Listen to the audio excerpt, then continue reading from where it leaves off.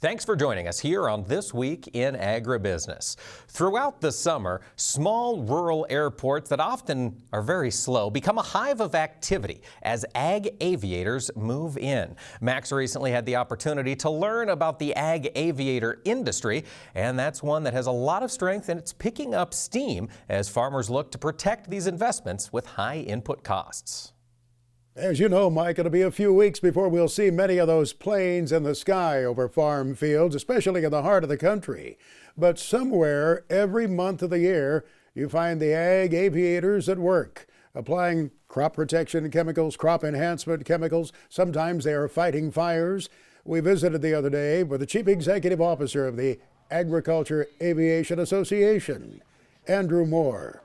There are a lot of misconceptions. That's the great thing about being here. We're able to communicate how aircraft use GPS and are able to, because of GPS and because of having onboard meteorological measurement equipment that can determine which way the air movement is, it can help us line up an application of a herbicide or an insecticide or a fungicide precisely and go right on target. How our technology now can allow us to do prescribed doses based on aerial imaging combined with that GPS unit, and we're able to communicate how we sequester carbon. I mean, through cover crops, for example. Aerial applicators treat 3.8 million acres of cover crops per year. That cover crop is sequestering up to 1.9 million metric tons of carbon dioxide. We're here able to communicate that. That's why it's a great day. Was there a time, Andrew, when the lion's share of the work the folks in this industry did was crop rescue efforts? You were coming in to save something as opposed to yield enhancement, which we see now. Yes, that is true. I mean, it was what they call 911 business. Now you can see with certain fungicides, it's a yield enhancer. So for corn, for soybeans, but you know, pests evolve too. So insects evolve and they develop a resistance. Weeds evolve, they develop a resistance. Fungi, evolve, they develop a resistance. That's the beauty in a way of aerial application as well, is its speed. So this helicopter behind us will go over a field at about 90 miles an hour. A fixed wing turbine will go across at about 120 or 140 miles per hour.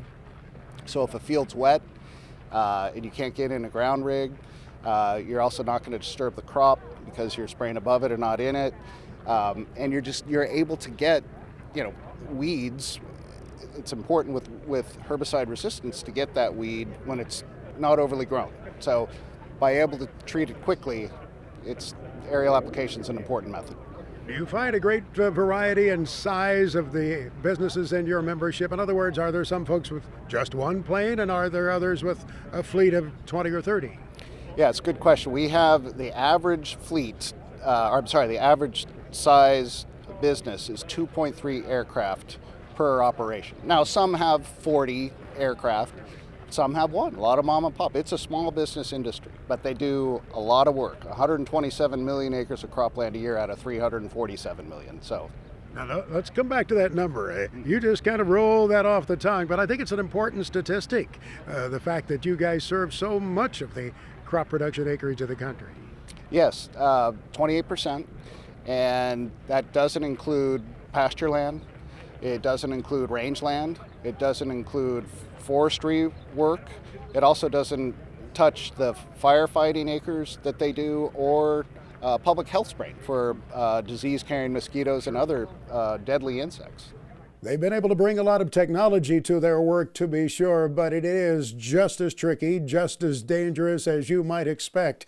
They have many things they have to look out for as those agriculture aviators are at work in rural areas. We'll talk about that with one of them from Wisconsin next week here on This Week in Agribusiness. Mike?